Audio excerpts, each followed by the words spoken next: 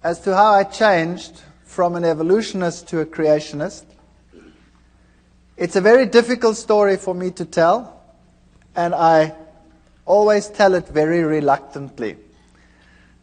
So if I stammer here in the beginning a little bit, you must excuse me as I get over it. I don't like digging it all up again. But there are occasions when it is important to show people how God has led in one's life.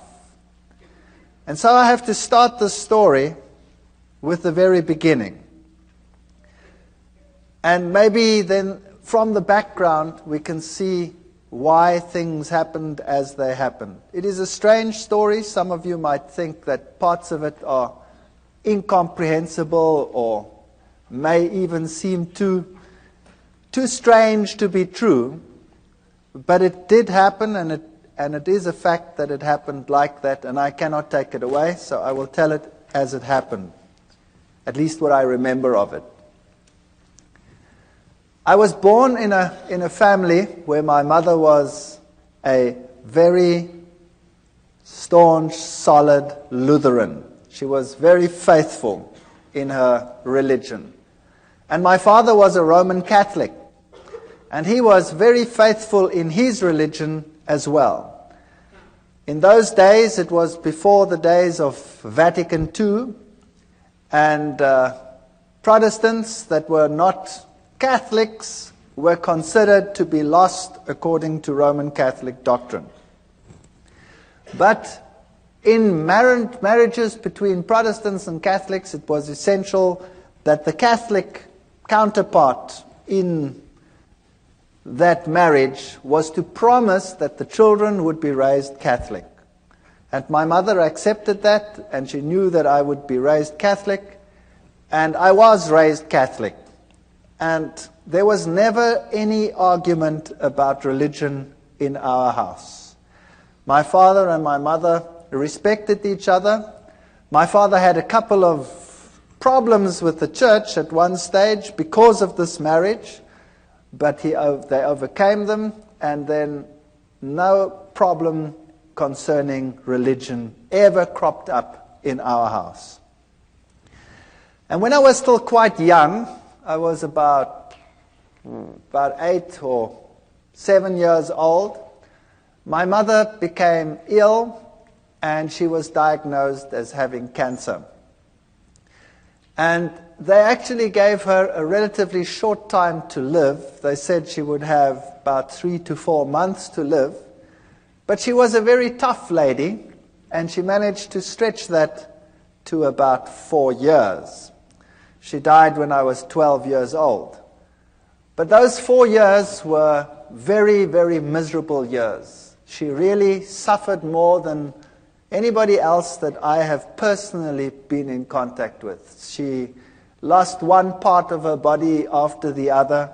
They had to do mastectomies, and then they took out part of her intestines, and she had to have colostomies.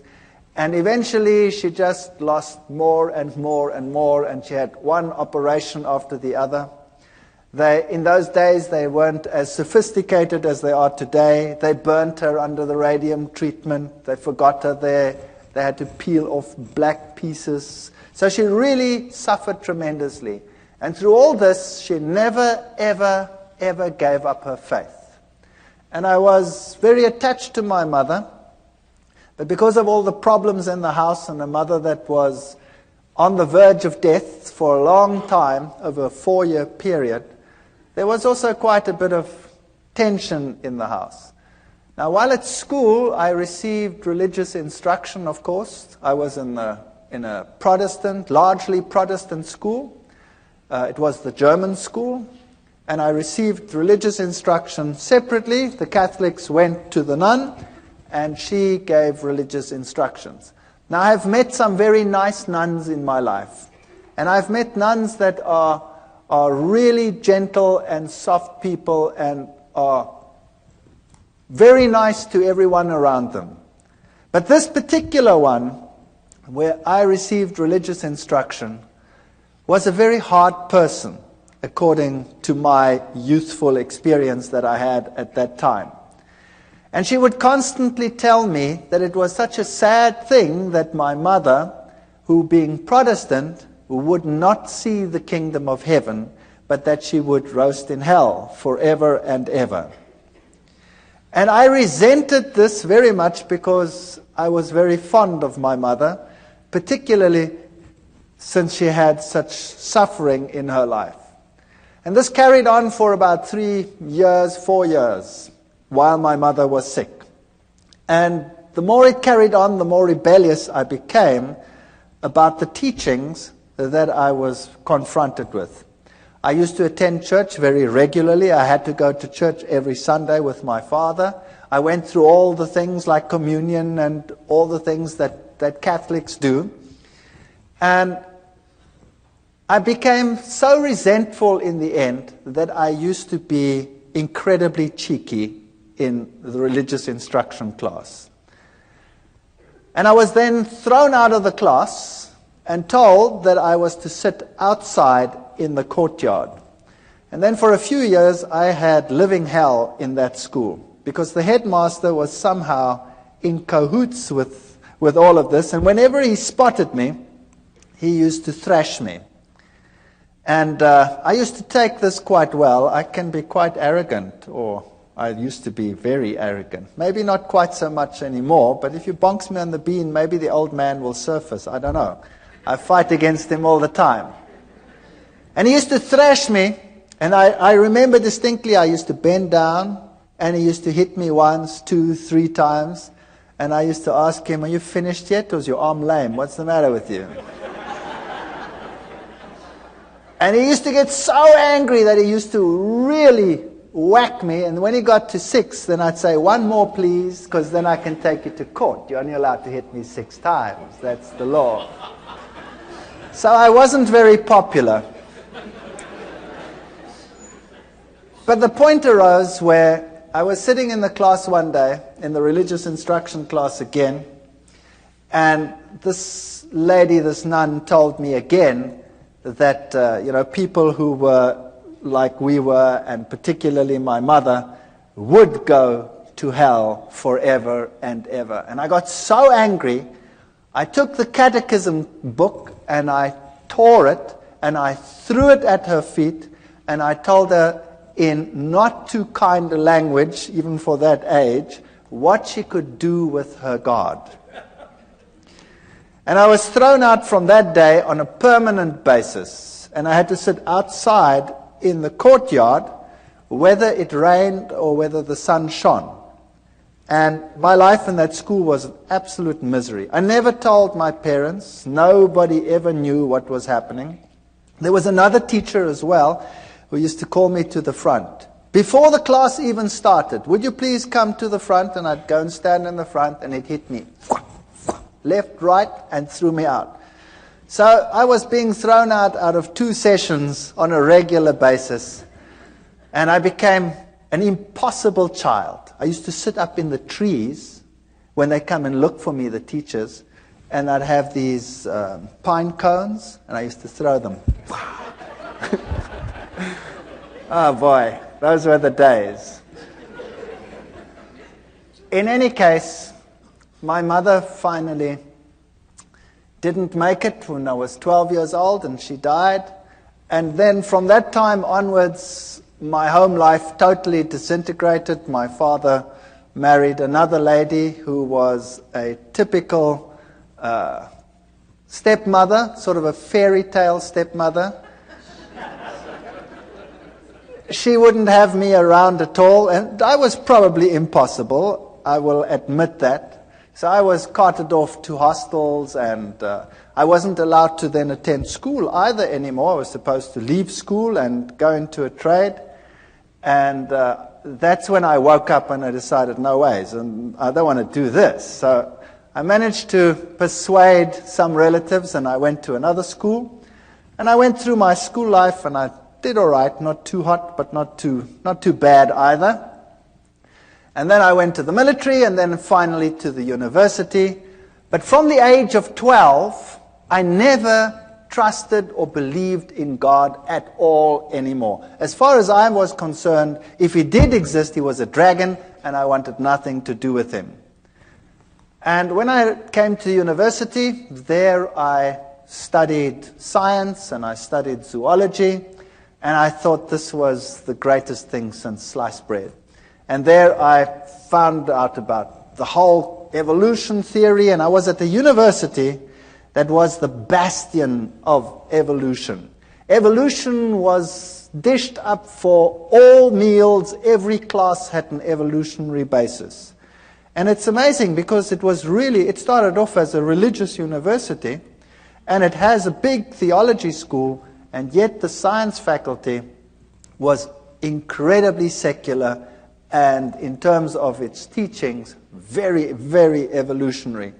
They had some very important names in the listings of their professors, Robert Broom and people like that who had worked with the Taung skull, the human so-called ancestor, and our museums were full of these people. And I really got into the evolution theory, and I thought this was the answer to all the problems. While at the university, I had a roommate. I was in the hostel there. And my roommate was a very nice guy, but he was very new age, even for that time. That's a long time ago. So the word new age wasn't even known at that time.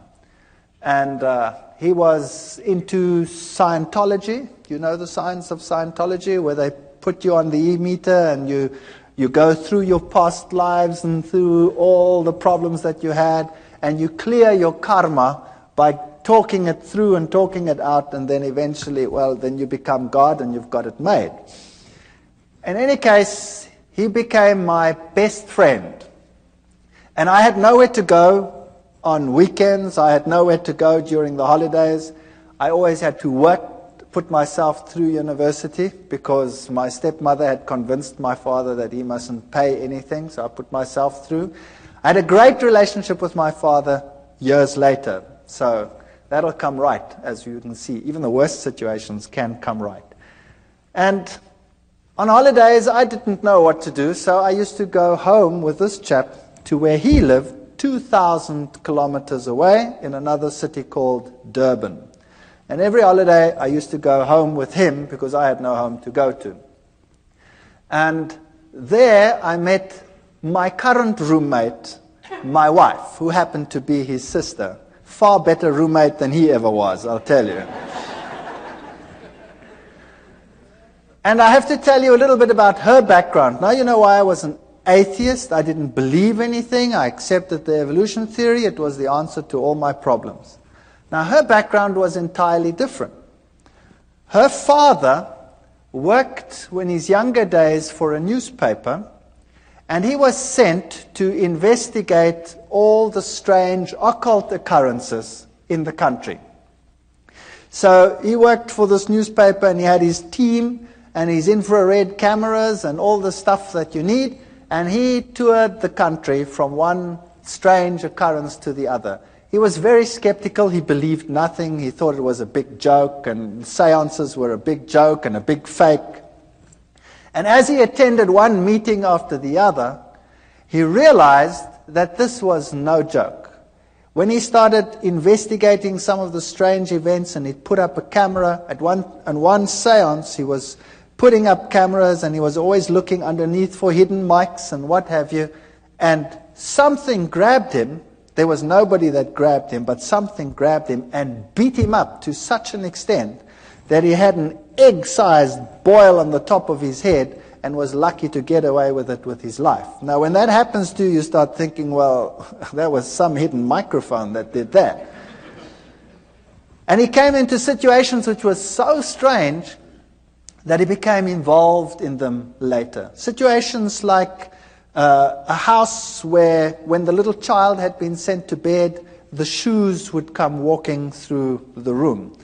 And another situation where a newborn baby used to scream hysterically, and when the parents came in, they'd always used to find the baby on top of the cupboard, newborn baby, out of the cot, on top of a cupboard, and they'd walk up and just manage to save the child as it fell down.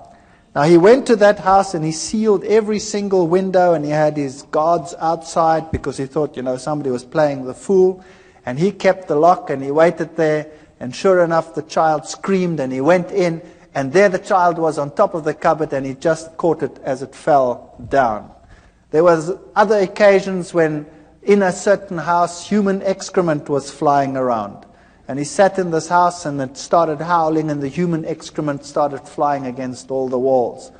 Strange, strange occurrences. Witchcraft of the worst kind. There was one house that was plagued by a baboon that used to come in and tear everything apart. That's a big ape.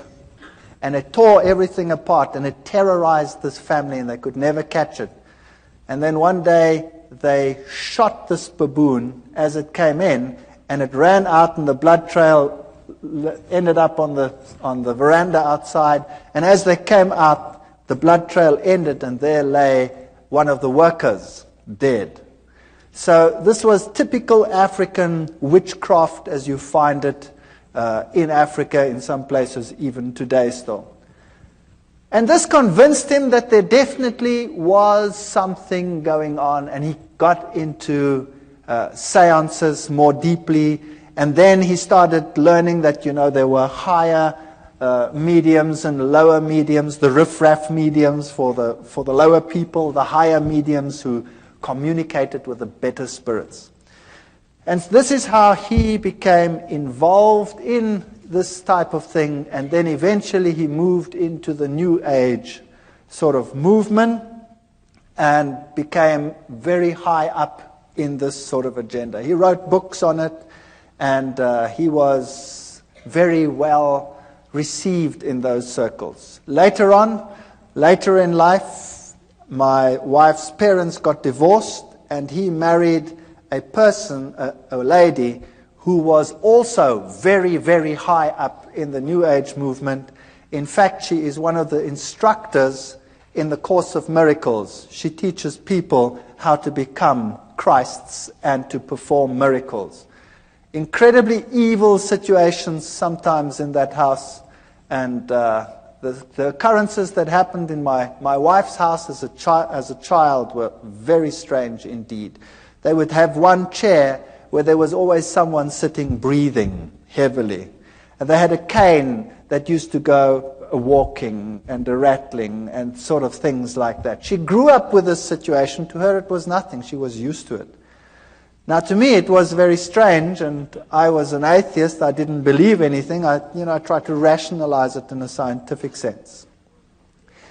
And then when my wife and I got married, we moved to the city where I was in the university. And for years there was no real problem.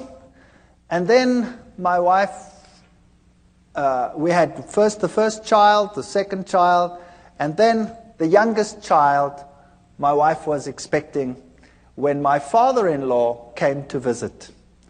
And he moved into an outside flat that we had, an apartment, and there he stayed with us. Now thinking back, I know that this is where it all started.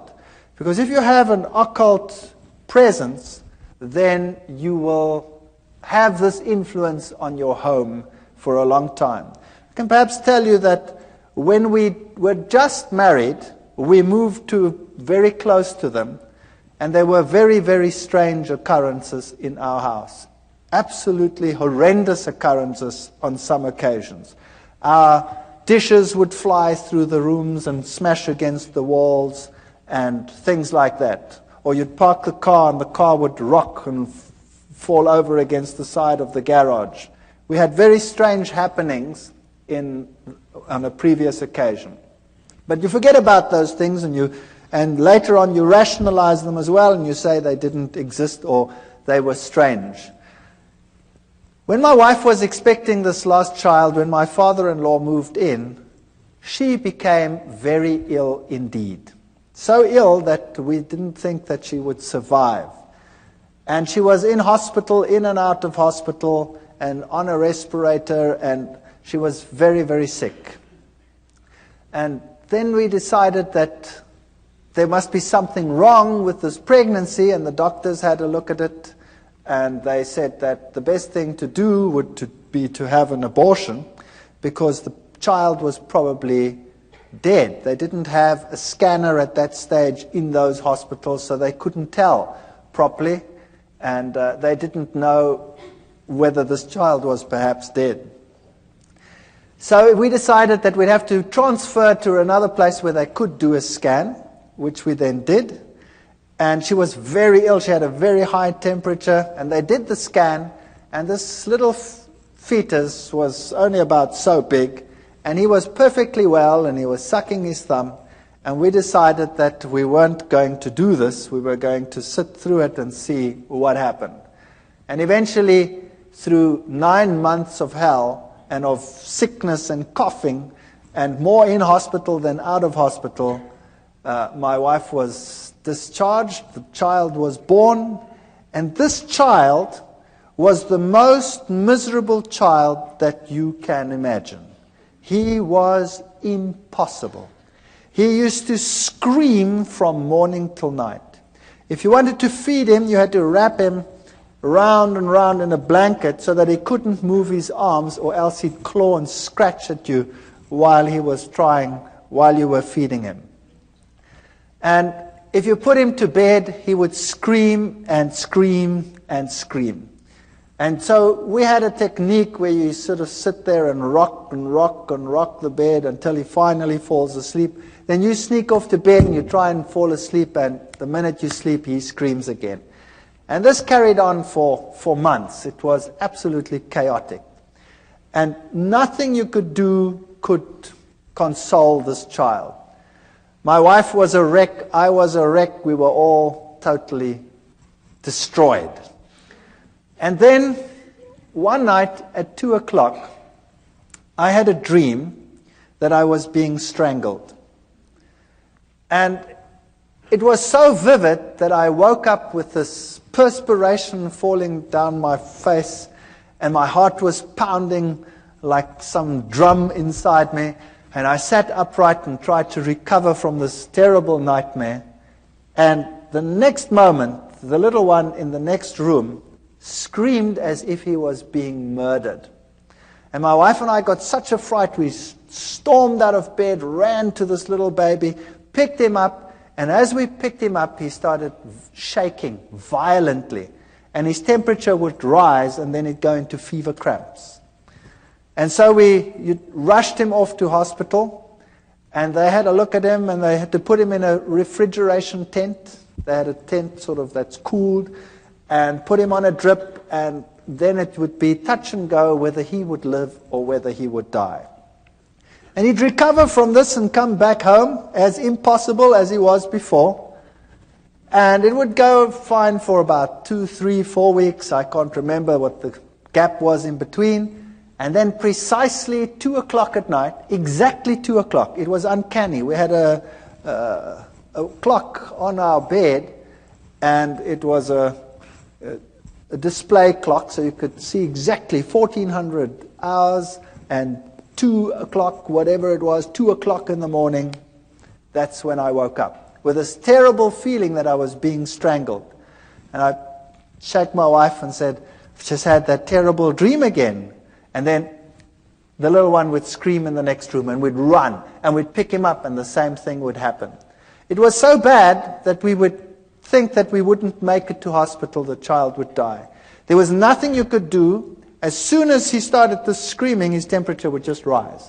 And it would just go so high that he would fall unconscious. Eventually, they got to know us so well that the hospital had this place prepared for him whenever it was necessary.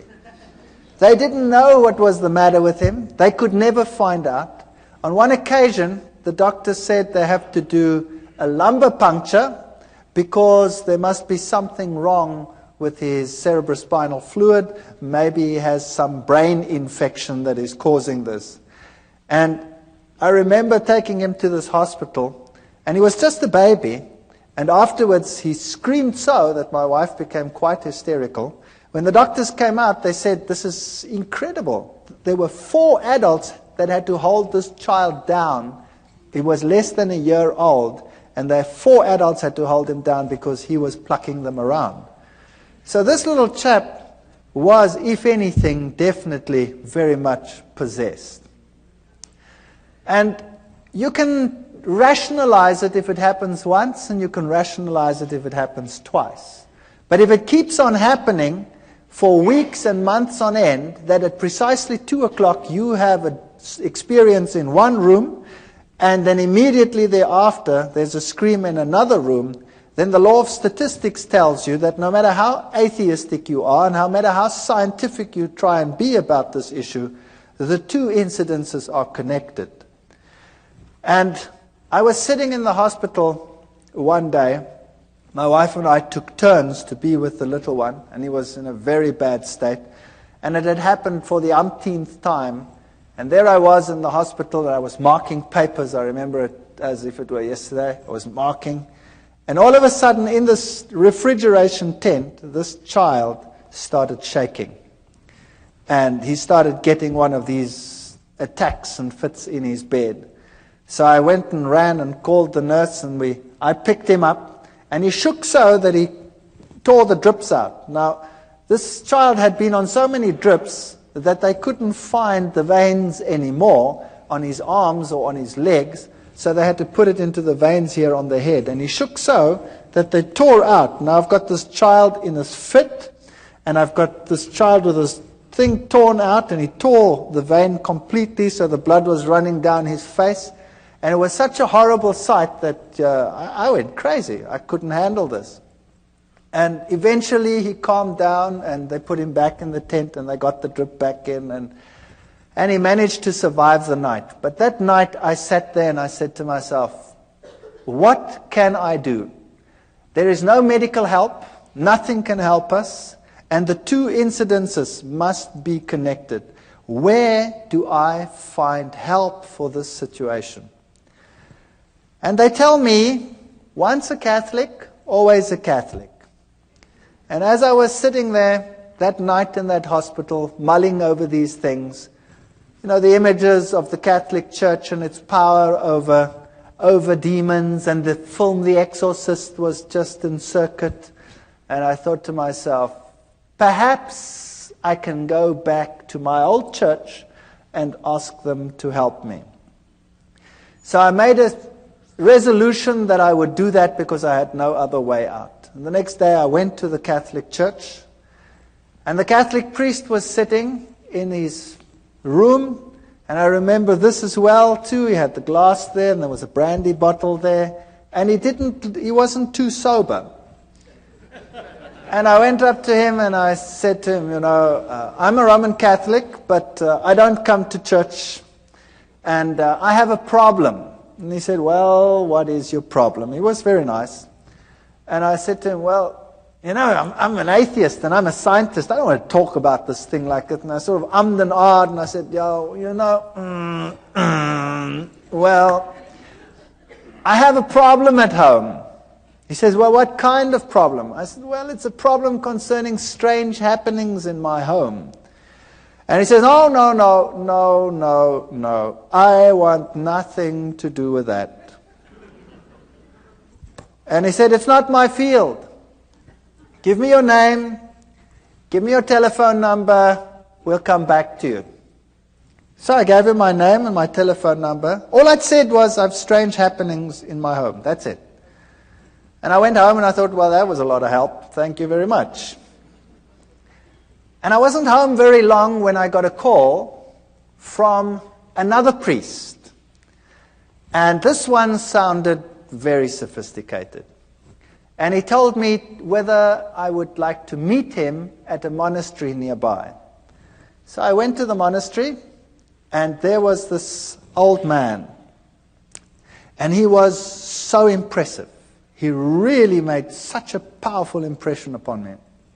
He told me to sit down, and then he started to tell me what the problem in my home was. And my mouth fell open. If there was a fly, it would have gone straight in. He told me there was a problem in my house, that Satan was trying to kill my son, and that we were being terrorized. And I said to him, that's impossible. How do you know that? I never said anything to anyone. He says, never mind how I know. I also know, he said, that the problem in your home is so severe that it will take the highest levels of action in order to get rid of it. And we will also have to say a mass in your house. And then he said to me, it is illegal for me just to say a mass in any house. To say a mass in a private house, I need to have permission from the bishop. And I already have it. Here it is. And there was the signed permission from the bishop to say a mass in my house. He knew beforehand what was going to happen. He knew beforehand that he needed the permission, and everything was arranged before I even told them what the problem was. Now that blew me out of the water. Then I said to him, fair enough, then you can come to my house and you can do whatever you have to do, but I have a problem in that I was am an atheist, and I haven't been to the church, and now you're going to say mass and all these things in my house, and I've been a bad boy all these years. And he said, but surely you won't be an atheist anymore. And I said, what about my wife? She's not even Catholic. She's Dutch Reformed. He says, no problem. So he came and he spoke to my wife, and my wife was as impressed as I was, very impressed. And he said, take me through the house. And we went through the house, and when we got into the little one's room, all of a sudden, he started falling around. And he couldn't stand anymore, this old man. And I stood there behind him, and I was sort of doing this behind him, like they do on the stage in some of these ministries where the guys fall out and they don't know which way they're going to fall. Well, it happened there as well, and here he was, shaking and perspiring and really being battered. And eventually it calmed down, and we went to the other rooms, and then we came into our bedroom, and he was thrown around again, but not as bad as in the little one's room. And then he said to me, the little one's room is the worst place in your house. Now we have to exorcise your entire house. Bring me some water. We brought him some water. And then he took out special salt, which he said was very special exorcism holy salt. And he made the sign of the cross with the salt in the water. And then he also told me that he had a special ring with him which had the relics of a particular saint that was potent in terms of exorcising. And this priest, had been an exorcist for the Roman Catholic Church in many countries. He was Irish. And then he took this bowl of holy water that he had made, and he went to every single window and door in the house. And he took it and he put a cross on the windows.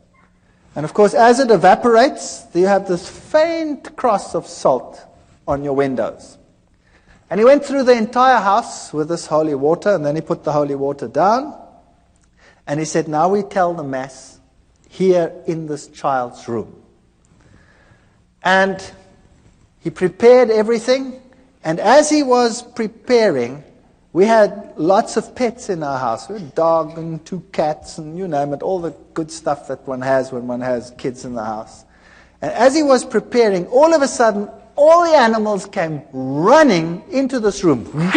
And there they sat. And I looked at this and I said, well, this is weird. What's going on here? And he did the Mass. And then before he left, he said, what you have to do now is above every child's bed, you have to put the following.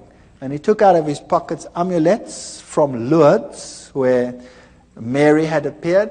And he gave an amulet from Lourdes. He said there were many fake ones. This was the real thing. And we had to put it above each child's bed. And then he did an amazing thing. He took his ordination cross off.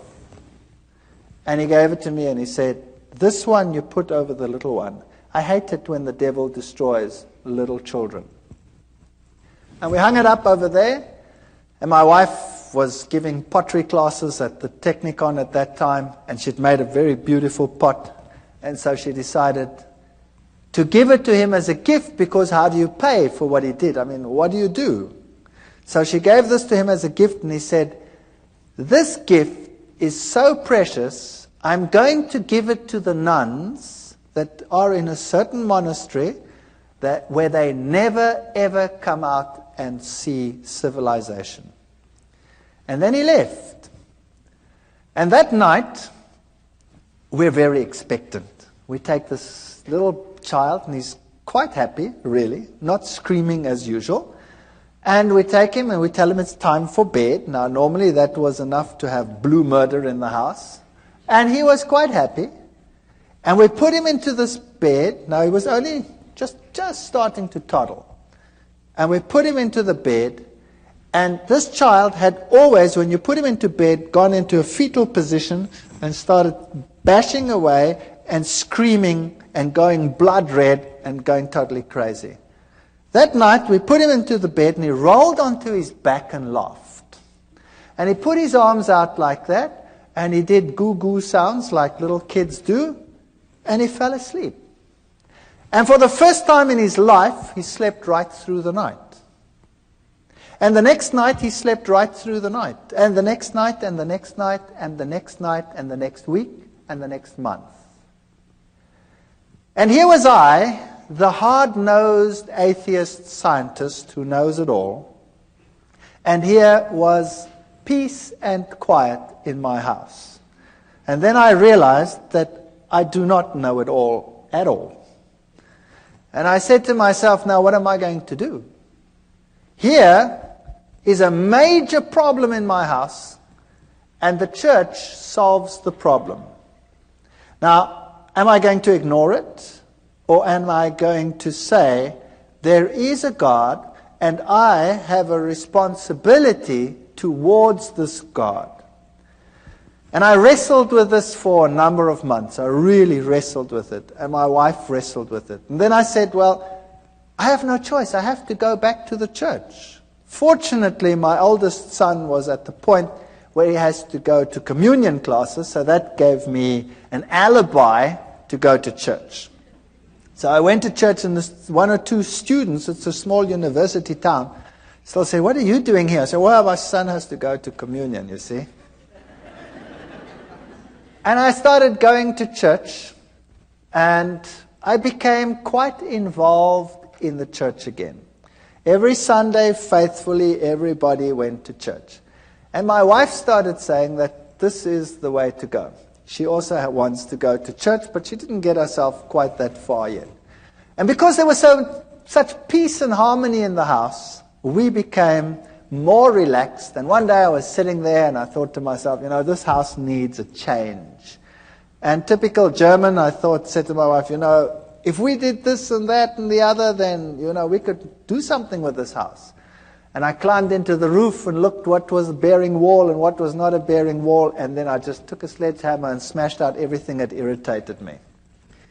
And we decided to restructure the whole house, which we did. I managed to accumulate some money, and I wasn't in great problems. And then we redid our entire house.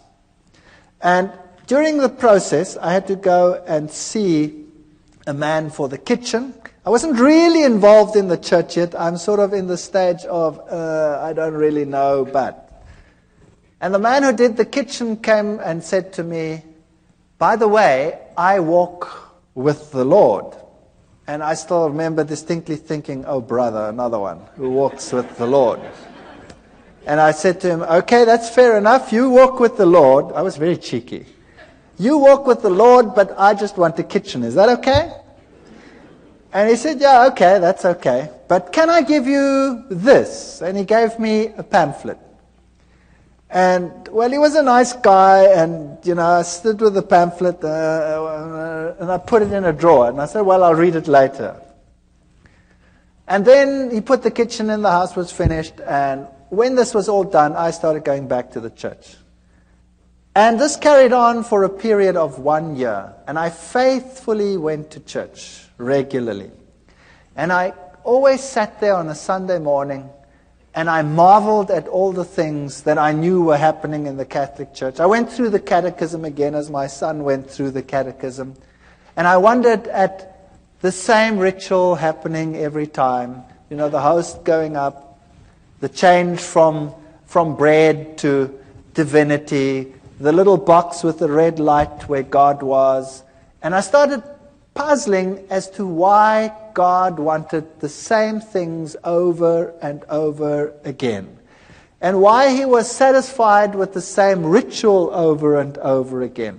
But I was convinced this was the truth. I was convinced Catholicism was God's representative on this earth because it had solved a problem in my home.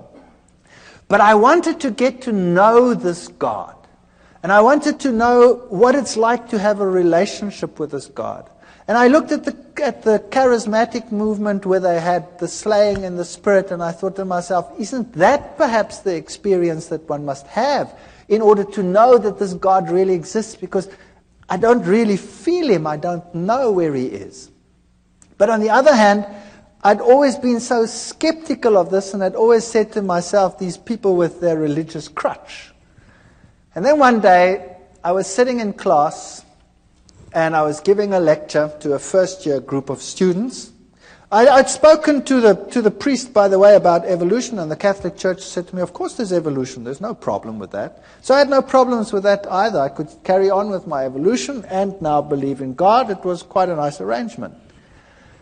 And I was in a first-year class, and I was giving a lecture with a very heavy evolutionary base. And a young girl got up in a first-year class. Now that takes courage. 300 first-year students, and a young girl gets up in my class. And she says, excuse me. And I say, yes, what's your problem? And she says, what you are saying is against my beliefs. What you are saying is a lie. I believe that God created the heavens and the earth. He is the creator of the universe. Well, I nearly exploded. I destroyed her. I ridiculed her. I finished her off. She sat down and she cried in my class. And I thought, well, job well done. And then the class was over, and all the students were very impressed at all the eloquence I put onto the board, and proved to them what a ridiculous idea this was that this young girl had postulated. And I went back and sat in my office, and then there was a question earlier about conscience. Do you remember it? Well, this little voice here wouldn't let me go and kept on telling me what a mean son of a gun I was. And how could I, in front of everyone, attack and humiliate this young girl to such an extent? And I felt really bad about myself. My conscience wouldn't let me go. And I didn't know how to handle this. So typical Catholic way, I thought, well, on the way home for lunch, I wouldn't stay far from the university, so I always went home for lunch. I'll go by the Catholic Church and sit there for a while, and hopefully the feeling will go away. So I drove past, and I went into the church, and I sat inside, and it was locked. The door was open. You could come to a few pews, but around the altar it was locked, because thieves had been stealing. And I sat there and I spoke to God, and I looked at the little red light, which means that the host was present there, so God was present. And it struck me that he was locked up in that little box. And then I sat there for a long while, and I was tortured in my soul. I was tortured. And I said to myself, do you know, God must be here because he did such wonderful things in my home. My family is totally different. My wife was willing to be converted. I'd called the Catholic priest to our home so that she could become a Catholic. And for some reason, he just never made it. He never made it. He always had something on, but he was still going to come. And I sat in that church and I wrestled with God, and I told him that I have all these feelings and I don't know where he is, and I've never really met him. And I know that in other churches all these exciting things happening, and here, we have the same thing every Sunday, and where are you? And I sat there in the pew and I said, okay, God, if you really exist, then now you must show me, because I really cannot find you. And with that feeling, I went home, feeling a bit better. And typical me, I was home quickly, and then I started rummaging in the drawer. I was looking for something. And all of a sudden, as I rummaged in this drawer, I pick up this pamphlet. This is now a year after this man who was walking with the Lord gave me this pamphlet. And I pick up this pamphlet and I start reading it. It was in German. And it had 3 columns. It had the law of God on the one column, and it had the law according to the Catholic Church, and it had the law according to the Lutheran Church. And then it explained how the commandments had been changed by the church, and it had the Bible texts of how it had been changed. And I thought to myself, now what rubbish is this? This is absolute garbage. And I said to my wife, I didn't say that, I called her by her name. I said, have we got a Bible in the house? And she said, no, I don't think so. I don't think there's a Bible. I said, surely there must be a Bible in the house. We've been going for church for almost a year now, and there's no Bible in the house. There were lots of catechism books in the house. So I grabbed the catechism book and opened it up and looked, and sure, the commandments as on the pamphlet were identical to those in the catechism book.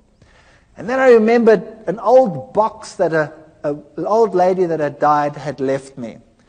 And I'd put it in the garage after having sorted out some of the things. And I remembered there were a whole lot of books, and I knew that little old ladies probably would have Bibles. So I went outside in the garage, rummaged in this box, and sure enough, here was an old Bible, an old German Bible. So I went inside and opened it up, and there it was. The 10 Commandments were totally different to what they were in the catechism book. And this puzzled me. So after 1 year, I phoned this cabinet maker, and I said to him, remember me a year ago, you put a kitchen in for me? He says, you know what? I've been trying to phone you all day. I had this feeling I must phone you, but I don't know why. What's the matter? I said, will you please come round? You left me a pamphlet that I want to talk to you about it after 1 year. And he came round, and he was a nice guy. And we started talking. And then we started talking about the scriptures and about the Bible. And we started talking about the book of Daniel and the prophecies pertaining to Daniel chapter 7. And I went through it with him, and we wrote, and we worked till about 3 o'clock in the morning. And he came the next day and the next day. And in 3 days, we'd gone through Daniel and Revelation, all the historic facts and all these things, and I wouldn't believe a word of it. And then I decided that the only way we're going to resolve this is if I check whether every one of those facts is really so. Whether those kingdoms and those kings and all these things are really so. So I went back to the university, to the history department, the theology department. I got everything that I could lay my hands on, and I checked and verified, and it was really so. And then I started finding out that the little horn of Daniel chapter 7, if you take it as the Bible says, can be none other than the Roman Catholic Church. What a shock that was to my system. Then I got the Protestant view of the little horn being Antiochus Epiphanes IV, and I went through all of that and found out, but it can't be him because none of the criteria fit. And also how the scripture had been changed on some of these points. But to be fair, I invited the Roman Catholic priest to my home. And I said, would you please come to my home? I have to talk to you on an issue. And he came. And my wife was there and I was there. And I took the Bible and I took the chapters in Daniel and I went through with it in detail, and I showed him the change of the commandments and all these things. And then he said to me, I can't talk to you on this issue because I'm not into scripture at all. And I was stunned. Here was a priest and he was not into scripture. He says, we have some specialists who are into Scripture, but it doesn't make any sense to me, he says. And then he left. And then I had the ministers of other churches, and we argued right sometimes till the late hours of the night as to what the little horn was. And every time they come back to Antiochus Epiphanes, I'd show them, but it can't be because he comes after Rome, etc. It can't be in Greek times. And eventually they would all leave as well and say it can't be any other way. So I was confronted with this tremendous dilemma. And then the worst thing of all was, we started talking about the Sabbath, this other man and I. And we went through the whole Sabbath thing, and then I said to him, but this is ridiculous. How can you keep a commandment which you keep because the Lord created in 6 days, the heavens, the earth, the sea, and all that in them is? That's ludicrous. Everything came into existence through evolution. And he said, no. It came into existence through creation. God created it. You know, and the little girl pops up into my mind. And I said to him, but that's rubbish. He says, I'll prove it to you. I said, you try. And he tried. The next day he was at my house with a pile of books like this, all on creationism, and he gave them to me. And I remember going through those books. I was sitting in my office. I used to give my class and run back, and I went through those books very quickly. And I gave them back to him in a very short time period and said, there are your books. And he says, what do you think? I said, I've never read so much garbage in all my life. So he said, don't worry, and he brought me another pile like that. And I went through that lot, and it was so confusing and so full of garbage. So I gave it back to him. And I said, it's so unscientific, I cannot accept this. So we argued about God being a creator or not a creator, and I would kill him with science. I had all the terminology. I was a lecturer. I was an evolutionist. I knew what to tell these people. I've been trained to wipe out people who oppose, the scientist on any of these fields. And he got so frustrated with me. And then one day he was so frustrated, he says, you know what? I said, what? He says, I haven't got a problem with evolution creation. You have a problem. You solve it.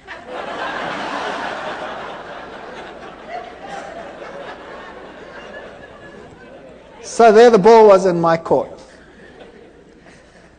In the meantime, things were happening again in my house.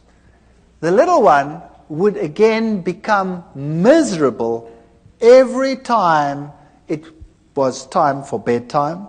He again became grouchy and screaming and what have you. And we also noticed that whenever we had a moment of peace, my wife and I, we studied the scriptures like, I cannot tell you how we studied it.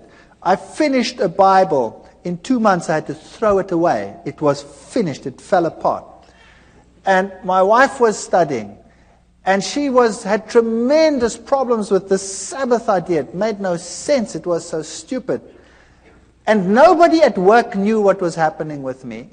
And one day I came to work, and the secretary in the department came up to me and said, I've got something for you to read. And she handed me a pile about so thick of documents. And when I looked at them in a spare moment, I saw that it was a long piece of writing against the Sabbath.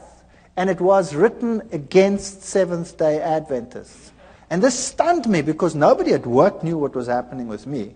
I mean, a scientist would never admit, that he's now talking about and thinking about religion. That was ridiculous. My colleagues were all atheists. And I took this and I thought to myself, now what am I going to do with this?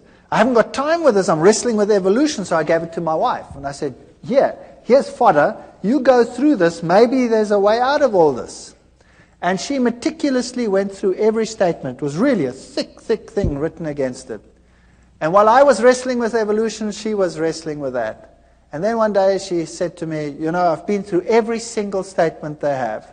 And every single one, I've put it next to the Bible. And every time, this is the word of man and the Bible has something else to say.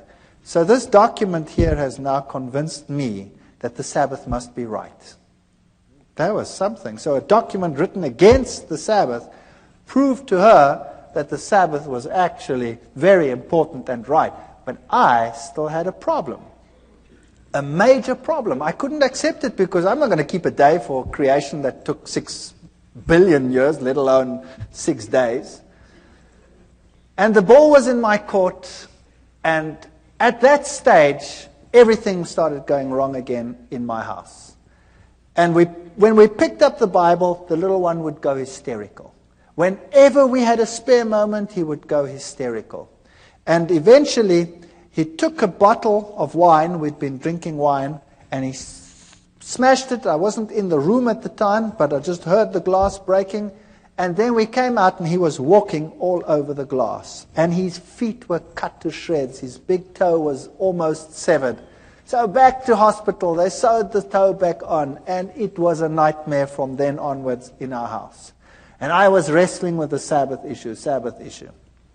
And I stood in the library one day. We had the biggest evolution-based library in the Southern Hemisphere at that university. And I said to myself, there must be a solution. And I said in my mind, God, if there is something wrong with this theory of evolution, then I haven't found it yet, then you must show me. Because nobody else can show me. And I went into this library, took out a book. And as I walked out the door, a colleague stopped me and he said, hold it. There's another book you must take, which is the same book as that one, but the new edition, it's on the back shelf. Very strange. So I went to the back and I took that edition as well. I took them both and I went to my office. And then I started reading. But I started reading them both at the same time. And then as I looked at the one, the old edition would say that there is a major problem with the cetaceans, with the whales, because they appear suddenly in the fossil record fully formed. And there is no evidence that the one gave rise to the other. The new edition would couch it all in scientific terminology, would say cetaceans have an ancient origin and evolved from such and such to such and such and such and such and such and such. And I went through them, one model after the other, and the old one would admit to the problem, the new one would never admit to the problem. And that's when I started thinking, wait, there's something wrong here. There's something fishy here.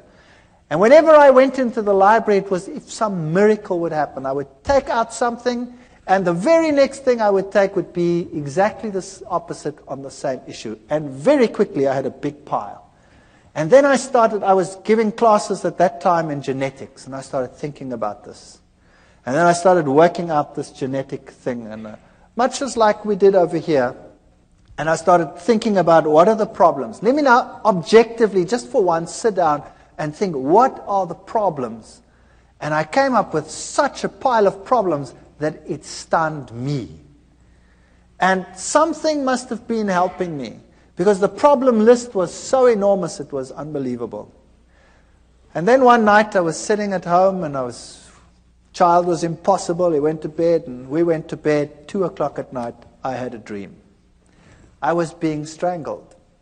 And the little one screamed in the next room, and we ran, and the same thing happened. But he didn't get so sick that he had to go to hospital. He just got a very high fever, and we could handle it somehow at home. And then I contacted this other person, and I said to him, there's something very strange here. I know that from the scriptures, the system, the Roman Catholic system, cannot be God's system. And yet, we had this problem, and I didn't want to tell him about it. And then in the end, I half told him about it, but not completely. And he said, don't worry, we'll pray. And it stopped. And then a week later, it happened again at 2 o'clock. And what had happened, unbeknown to me, he had gotten a number of people together and told them to pray at 2 o'clock every night. Get up. And they set their alarms judiciously and got up at 2 o'clock and prayed for a family they didn't even know. And there was total quiet in which we could really study our Bibles in peace and quiet. And then one night, one of the ladies had decided that, it was quiet. Why must she get up? And she didn't get up. And it happened. Now, thinking back on it, God doesn't need the prayer of that one little individual. But there were lessons in it that would later be important to me. That God wants unity amongst His people, and everybody must stand together on an issue. So it was a lesson for them as well as a lesson for us. And then it came to the point where I knew that I cannot sit on the fence forever. Either this is the truth, and I'd studied it and I'd verified it. I'd had lecturers talk with me on the Greek meaning of this and the Hebrew meaning of that. I verified the historic facts. I'd looked at the prophecies. There was no other way in which it made any logical sense whatsoever. I'd studied what the other churches had said. It didn't make sense. And I knew a decision would have to be made. There was no way out. And I decided I was going to do it. I was going to make the decision. No matter how ostracized and how weird this church was to me. The first time my wife saw Adventists, she burst into tears. They ate so strange. They were so different to what we were like.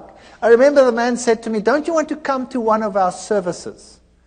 And I said, "That's Sunday. That's my day off. I walk around in jeans and a t-shirt and slops. And I'm not going to any church whatsoever if I can't go exactly like I am. Because if I went to the Catholic church, I went in jeans and t-shirt and slops." He said, "That's fine. Come." So I went to the Catholic church, to the Adventist church, and I sat there in the back. And I looked at all these people with their suits and their ties, and I thought, yuck. And they all looked at me, but they were all pleasant about it. And strange things like that. And I didn't like the setup. I didn't like what they looked like. They looked so different to everyone else, you know. My friends were rough, and they would make coarse jokes and all kinds of things. And these were so different. My wife burst into tears when she saw it. She said, "I don't want that lifestyle. I want my old lifestyle. We used to sit around the swimming pool and drink beer and have friends over and, have parties and stuff like that." And they were so different. It's so night and day difference that you think you could never be happy over there. She cried and cried and cried, but knew somehow she'd have to go back in any case. And then one day I decided that I couldn't take it anymore at work with all this evolution teaching. And another strange thing happened. I was asked by the then head of the department to lead an evolution discussion group with the postgraduate students about 2 weeks later. Everybody gets a turn, but mine wasn't for months. Something happened and mine was moved forward. Now I sat with a major problem. Do I go into that with my mouth full of teeth, pretending to be what I am not? Or do I stand up and for what I now believed? And I was really so chicken, it's unbelievable. I was so scared of this event. To lose face amongst your colleagues when you've been such a bee's knees all these years is really a painful experience. And I decided after much wrestling and soul searching that I would do it. My new friends, who had become less weird in my eyes over time, would pray for me while I did this. And I went into that lecture hall, and the whole staff was sitting there. This was a postgrad affair, so the whole staff is there and all the postgraduate students. And I start the ball rolling with the lecture normally, and then you start this evolutionary discussion group. And I started the lecture, and then I switched to the genes, and I highlighted every single problem. And I went through the whole gene system as far as I sorted it out at that stage. And I said at the end, therefore, evolution is not possible.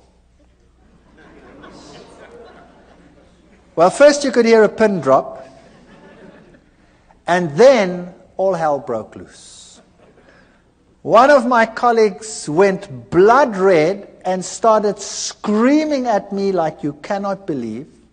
And the foam literally started coming out of his mouth with rage. It was just unbelievable. And then one of the students a girl. It's interesting how these things happen. A young student, a girl, an honors student. She got up and she said, I want to say something. And she looked at all the lecturers and she said, when I came to this university, I believed in God. I had a good life. I had a good relationship with God. And now I believe nothing anymore. I've lost my faith. My life is falling apart. And you have robbed me of my faith. And now Dr. Veith is giving this lecture and showed me now that you had been misleading me. Can you imagine what happened in that department? That was the end. My life was not worth 1 cent in terms of my scientific credibility. I was finished. When I walked down the passage, my colleagues would turn around and walk the other way. And I decided there and then that it was impossible for me. Then we had a meeting, a special meeting where they decided that the basis of all teaching must be evolution. And of course, I couldn't go along with that. So I decided I would resign. So I resigned. And the head of the department said, you know, you can't just do this. I mean, I had a lot of students, and I was quite popular amongst the students. And I had most of the postgraduate students were under my supervision. And then the rector of the university called me in. And the rector said I must come to him. And I thought to myself, wow, now I must go to the rector. What do? I've got nothing decent to wear. I've never possessed a suit in my life. I bought the suit to go and see the rector. Can you believe that? And when I put on this stupid suit to go and visit the rector, something struck me between the eyes like a hammer blow. It's just a personal thing for me. I thought to myself, now look what you're doing, you idiot. You go and put on a suit to go and speak to a man, but when you go to visit God, you go in jeans and a t-shirt. Purely a personal thing. I don't mind anybody coming to church in jeans and t-shirts. That's fine. It's just for me personal. And that bugged me. And then I went to the rector's office and I sat there opposite the rector and we started talking. And he talked with me for 1 hour. And it was very difficult for the university to get rid of me because I had all these students. And we started talking, and then eventually he said, you know, what if you decided that you do not rock the boat anymore? Then, you know, we could give you something better. Well, that would be a professorship. I was a pretty young guy. I would just about be the youngest professor in the university. And I looked at him and I said to him, the price is too high. And I will leave in any case. And then he says, that's very interesting. By the way, who do you think has the truth? And there I sat, my mouth full of teeth. Do I admit that I believe that some little sect that everybody detests has the truth? And do I say this to a man who has this high position in this university and in the government at large? And I said to him, well, you know, religion, Christ, churches, whatever. I can't even remember what I said. And he said to me, no, that's not what I want to know. I want to know from you, who do you say has the truth? We went through the same ritual again.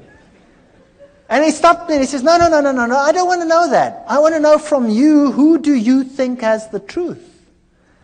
And I started off with this again, and in the back of my mind I heard this terrible cock crowing. 3 times I thought, oh.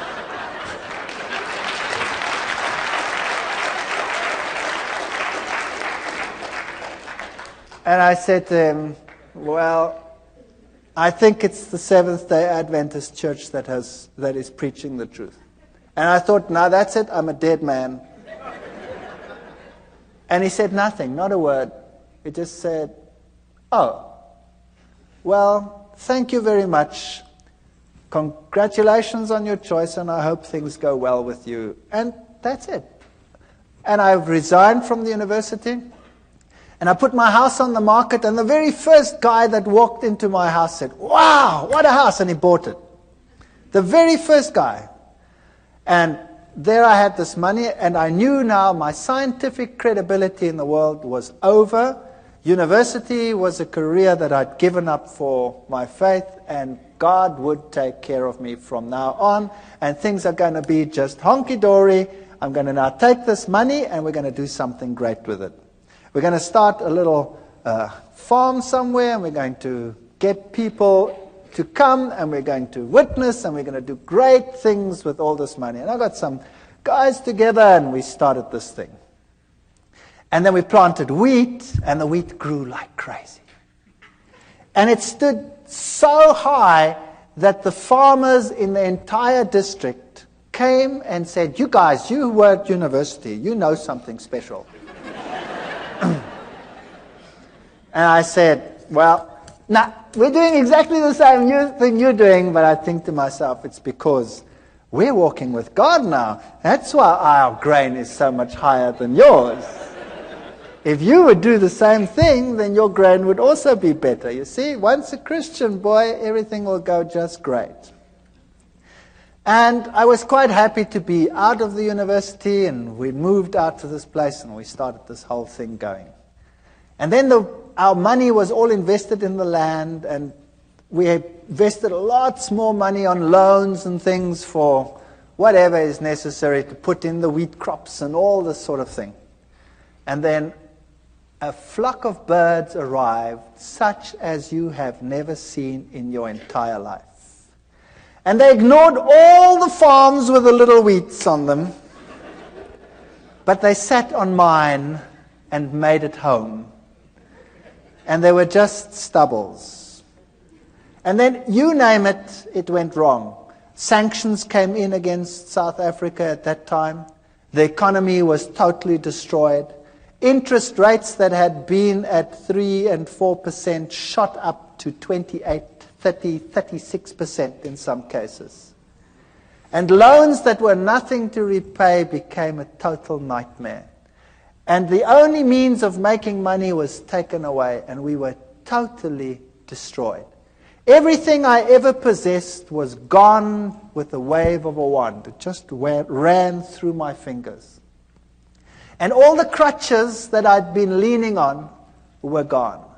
And the birds ate my fields.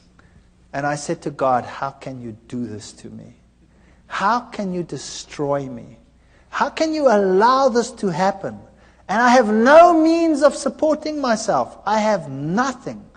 My scientific credibility is zero. I can never go back to my previous job. I'm finished." And it got worse.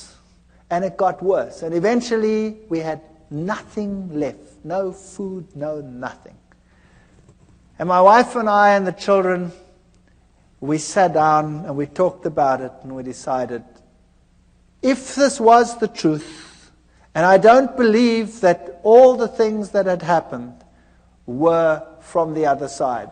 You see, when I made my decision, that child of mine had changed. He became a totally different child. Whereas before, he wasn't sick, but he had a dark, somber look in his face. He changed to such an extent that he became the sweetest, nicest child in our entire home. He became a pleasure to live with. And I knew that what had happened before was a ruse. I know the Bible says Beelzebub wouldn't drive out Beelzebub. But what had happened in my house is that he wasn't driven out by Beelzebub. When the Catholic Church had come and done its thing, Satan had told his demons, stand back. And when you stand back and allow the child to lie back and relax, they will be ensnared twice as much as they were before. And it happened. But after we made our decision, this child was completely cured. He is the most spiritual of all my children. And he is so different that I knew that had to be from God. It was a totally different ballgame. The other interesting thing that happened was that same Catholic priest, after all this time, more than a year, out of the blue, while I was wrestling with this decision, phoned me. And I picked up the phone and I said, "Hi." And he says, "I'm Father so-and-so." And I said, "Yes, that's strange. Why are you calling me?" And he said to me, "You know your father who's dead? Your father is having terrific problems out there in purgatory." It's true, he said that. And I said to him, "But how do you know?" Having done the study on the state of the dead and all these things and knowing what happened, I said to him, "How do you know?" He says, "The nuns that never see the world, they have been told by the other side that your father is in trouble and he is in trouble because of you. And you had better get back to the church quickly. And you had better start praying and having masses said so that this problem will go away." And I said, "Thank you very much for the information," and put the phone down and remember thinking, "You're too late, devil. You are too late." That man was a nice man, and he is deceived, I know. And the Lord will hopefully lead him to a better life and a better understanding one day. But here I was on this farm with no money, no means, no nothing, destroyed career, no chance of getting back, ostracized, laughing stock of the academic world, and no money. And we knelt down and we claimed every promise in the Bible and said, "Lord, you have promised you will take care of all our needs.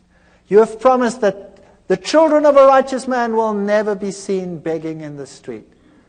There is no way out of the dilemma that we have. There is no money, there's no food, there's nothing. But we believe your promises." And we wrote a letter, and we put it down in writing, all the promises, and said, "You cannot lie. Therefore, these promises must be for us. And if our life out here is destroyed and our farm is destroyed, then so be it. There must be something else that you have in mind." And then we went to bed. And the next morning at 8 o'clock, the phone rang, and a professor from another university phoned me and said one of his colleagues has got a major problem and has to go away and has to take extended leave for a year. And they need someone to replace immediately, and the subject being taught is exactly the same field that I was in. And I said to him, "Well, what do you want me to do?" He says, "Well, you could come and give the classes." And I said to him, "But, you know, what about, He says, "Never mind, as long as you stick with science, and who cares, it doesn't matter. You come and would you do that for us? We're in a jam and we need someone and we know that you're available." And I said, "Well, that would be great. Thank you very much. When do I start?" And he says, "Well, we'd have to get it through the committees and probably in 3 months' time." And I said, "Okay, thank you very much." Put the phone down and said, "Nice try, God, but in 3 months' time, I'm dead meat. I've got nothing to eat." And I was so depressed. And then about 20 minutes to half an hour later, the phone rings again. And it's the same man. And he says to me, "Something strange just happened." I said, "What happened?" He said, "I went to the rector's office to have him sign this thing so we can start the ball rolling. And the rector says, I have no time. I have no time for committees to call them together to get the process rolling. What is it you want?" And I explained to him what I want, that I have to replace it. And he said, "Come here, I'll sign it." And he signed it and he said, "Appoint the man. He can come tomorrow if he has to." So I said, "Wow. So when do I start?" It was Thursday. And then he said, "Monday. You start Monday." I said, "I start Monday?" And I was in another little town, and I had a farm, and there were cows. I was bankrupt. And who was going to take care of these stupid cows on the farm? And 10,000 problems to be solved in one weekend. Impossible. And I put the phone down and I said to my wife, I've got a university job, only for a year probably, but it's okay. We've got something to go to. I start Monday, but who's going to take care of the rest? So we prayed, and we said, Lord, you have one solution. Surely you, knowing everything, must have the other solutions. And we had hardly finished when there was a knock on the door and a young couple arrived. And this young couple said that they were farmers in another country to the north of South Africa. And they were Seventh-day Adventists. And they had been working for another farmer, and he had told them if they are not prepared to work on the Sabbath, they must go, and he'd kicked them off the farm. So he had lost his job because he kept the Sabbath. And he said to me, I've got nowhere to live, I've got nowhere to stay. I said, would you like to live on this farm? And he said, sure. And I said, I can't pay you anything. He says, that's okay. You don't have to pay me anything. Can I live here?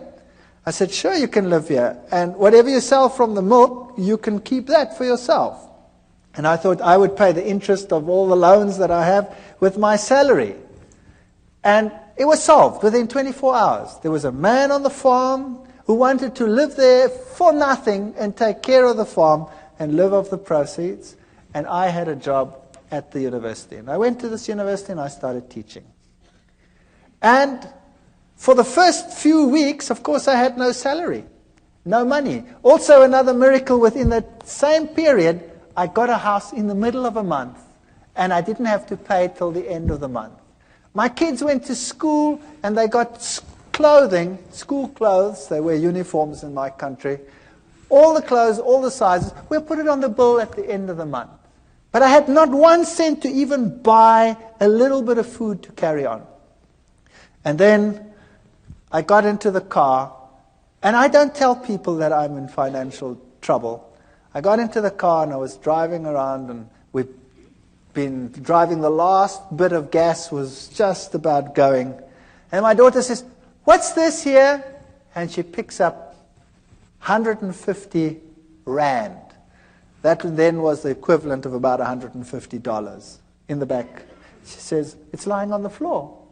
And the next week there were another 150. I don't know how it got into the car, but it kept us going until my first salary check arrived. Now I can tell you, this is the real truth. There were times when we had very hard times, when we had virtually no money. All my money went into interest payments. And there were times when we really ran out and had no food whatsoever. And I remember one day sitting around a table with no food, praying to the Lord and thanking Him for what we were about to receive. And this is the truth. When there was a ring on the door, and we went outside and there was no one, but there was a basket full of food on the floor. And this is a fact. I want to tell you something, that if you know the living God, your road might not be a rose garden. You might not have the best of everything you need, but your water and your bread will be sure, and He will take care of you. While I was at that university, I was only teaching for 3 months when riots broke out within the university. There was such chaos in my country. There were riots everywhere. The rector ordered postponement of the exams, and then it didn't fit the timetable. Somehow it didn't fit. And one day I had to write earlier, and all my exams were on that day. And this head of department called me in then, and I said to him, what must I do now? I've finished here. I've done everything that I must do. And for 6 weeks there's nothing going on, just riots on this campus, no exams. I've got no exams coming. What must I do? He says, go away, go to the moon for all I care, and come back in 6 weeks. And in the meantime, somebody had arranged for me to go away for 6 weeks to the United States and to other places to look at all the petrified forests and things in the world. And I'd said to him, forget it, it's impossible. I've just started a job. I can't go and tell the man I want to go away for 6 weeks. And there were the 6 weeks. And I could go on this study tour. You saw many of the slides here. I could tell you one story after the other I could keep you busy all night. I want to tell you that the Lord intervened with such power in our lives. And as we went through life again, back at the university, they started respecting me for the science that I was doing. And eventually I was given a permanent position. And eventually I started right at the bottom again. I was senior lecturer, here I was just a lecturer. And eventually I became a lecturer, and then a professor and head of department, in spite of what I believe, in spite of what I say. So if you think that God cannot take care of you, I want to tell you, He can do anything. I am in a secular university. I'm a professor and head of a zoology department in a secular university. I teach and preach creationism, which is impossible in terms of human imagination. And in spite of it, I have that position. Never be afraid to stand up for the Lord and for His truth. If you are genuine, God will take care of all your needs. I don't know whether it will be forever. Sooner or later, someone will close the tap. But it doesn't matter. The Lord will have something else. And He is offering the same to every single one of you. Take a step for what is right. Do what is right. And the Lord will fulfill every one of His promises. Thank you.